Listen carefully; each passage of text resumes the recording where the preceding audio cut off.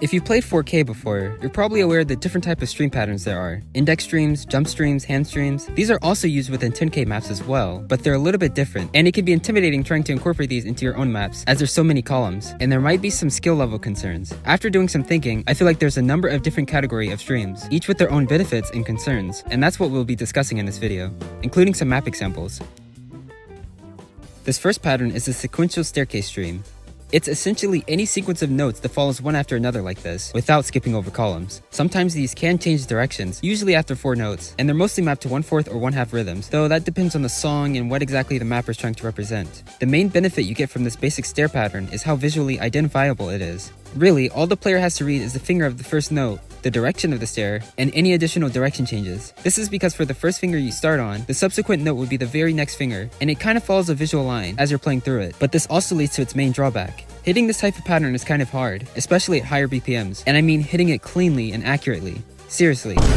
How many of you guys can do something like this, at a consistent tempo, in both directions?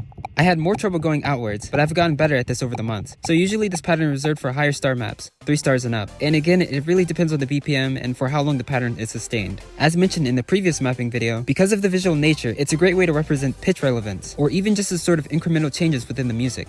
Huck's 10K Zenith difficulty on the Lonely Tower is a notable example of that. This section really captures the fluid nature of the song, and probably is the main way you'll see a lot of staircases being used in 10K. Patterns like this can also be isolated to one hand if you're mostly trying to accent a certain motif in the map. I was working on a map that does something like this. For the right hand, it's following the main synth noises and has the vocals laid in on the long notes. The left hand is keeping the stream pattern going and is resetting on each clap sound. Again, because each hand is delegated different layers of the music, this bumps up the difficulty by a lot, and the imbalanced nature is probably something not recommended for lower stars, so you should be aware of that. There's also something clever I'm doing here. Each time you change directions on one hand like this, you're sort of creating a cluster in which the returning finger has to be recalled in a short amount of time. When I loop the pattern like this, you can see that the same column would have twice as much time to reset back to its position, making it easier to hit. Both of these patterns have the same flow to them, but one uses 5 direction changes and the pattern I went with uses 3. Thinking about the finger movements on a micro level like this can greatly help with playability and the comfort experienced by the player. While pinky movements are usually more difficult than index and thumb, you never want to outright avoid mapping streams to them completely, but any modifications like this that eases the flow of the map while maintaining the general structure can be welcoming. Oh, and real quick, I just want to mention that these patterns can be doubled up. This helps maintain symmetry or left-hand right-hand uses for a given section in the map.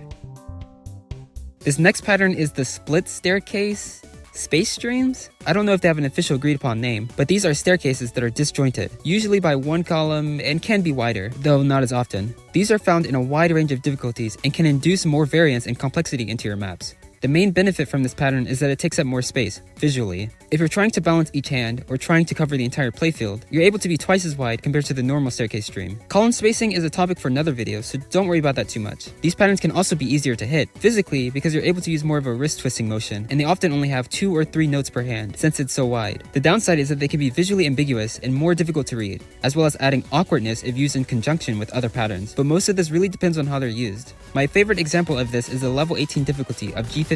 For the mainstream section, the mapper keeps the pattern going in the same direction, but they're changing the spacing between the notes after each 2 or 4 beats. This really encapsulates the chaotic nature of the song, and also serves as a juxtaposition between the repetition in the song and the changing pattern the player needs to keep track of. Plus, any variation like this is fun to play with. Another example is the 10K MX difficulty of this song. The ending section uses a lot of repetition, so the mapper picked a set of columns to map their space streams on, and then alternates to another set of columns in the following measure. After looking through a lot of maps, it seems like repetition in songs can benefit a lot from this kind of pattern.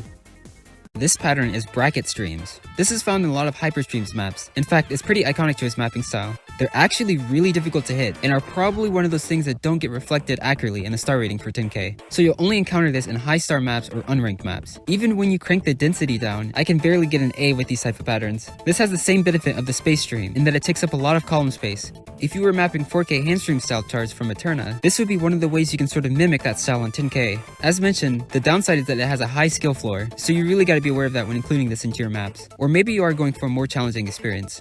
On the 10K, another difficulty of the others, we can see how neatly the notes are arranged and that they have no two columns touching each other. The mapper was also consistent with how each chord is being mapped to each sound, but the position of the chord is being dependent on that no touching constraint, with only certain parts of the map having an exact structure. If we take a look at the 10K HD difficulty, there's a bit more order and deliberation to how the notes were arranged. Each time the synth noise changes, the chord on the left hand moves over, as well as the strings on the other hand. After a few measures, the hands switch. While you don't always have to follow a strict rule when it comes to object placement like this, setting up some motif or repetition allows for the player to intuitively understand what's going on in the map.